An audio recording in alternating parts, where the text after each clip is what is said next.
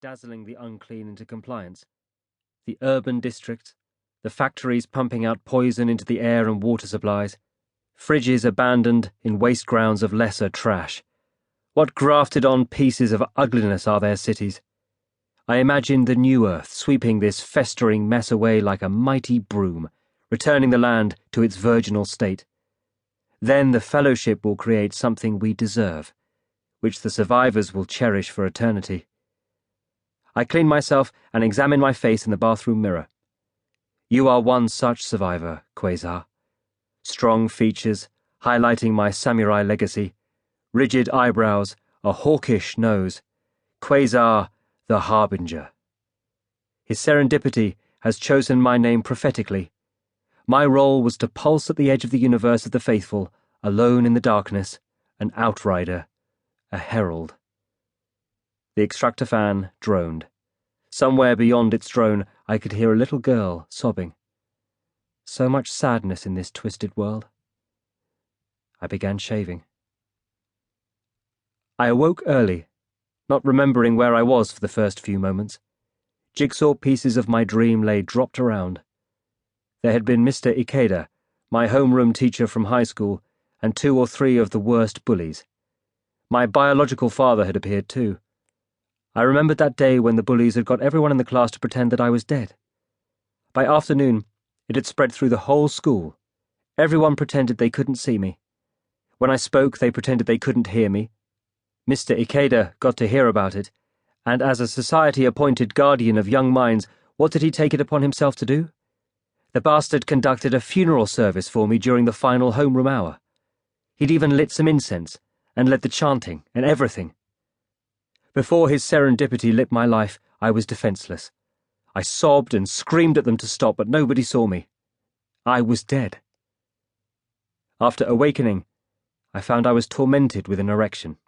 Too much gamma-wave interference. I meditated, under my picture of his serendipity, until it had subsided. If it's funerals the unclean want, they shall have them aplenty, during the white nights, before his serendipity rises to claim his kingdom. Funerals with no mourners. I walked down the Kokusai-dori, the main street of the city, doubling back and weaving off to lose anybody who was trailing me. Unfortunately, my alpha potential is still too weak to achieve invisibility, so I have to shake trailers the old-fashioned way. When I was sure nobody was following me, I ducked into a game center and placed a call from a telephone booth. Public call boxes are much less likely to be bugged. "Brother, this is Quasar. Please connect me with the Minister of Defense." "Certainly, brother. The Minister is expecting you. Permit me to congratulate you on the success of our recent mission." I was put on hold for a couple of moments. The Minister of Defense is a favorite of his serendipities. He graduated from the Imperial University. He was a judge before hearing the call of his serendipity. He is a born leader. "Ah, Quasar. Excellent. You are in good health?" "On his serendipity service, Minister, I always enjoy good health. I have overcome my allergies, and for 9 months I haven't suffered from—" "We are delighted with you. His serendipity is mightily impressed with the depth of your faith. Mightily impressed. He is meditating on your anima now, in his retreat. On yours alone, for fortification and enrichment." "Minister, I beg you to convey my deepest thanks." "Gladly. You've earned it. This is a war against the unclean myriad, and in this war, acts of courage do not go unacknowledged nor unrewarded. Now, you'll be wondering how long you are to remain away from your family. The Cabinet believes 7 days will suffice." "I understand, Minister." I bowed deeply. "Have you seen the television reports?" "I avoid the lies of the unclean state, Minister.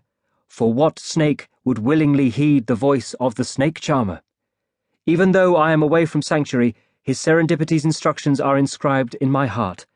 I imagine we have caused a stir amongst the hornets." "Indeed. They are talking about terrorism, showing the unclean foaming at the mouth.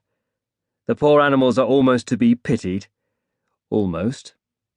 As his serendipity predicted, they are missing the point that it is their sins being visited on their heads. Be proud, Quasar, that you were one of the chosen ministers of justice. The 39th sacred revelation, pride in one's sacrifice, is not a sin.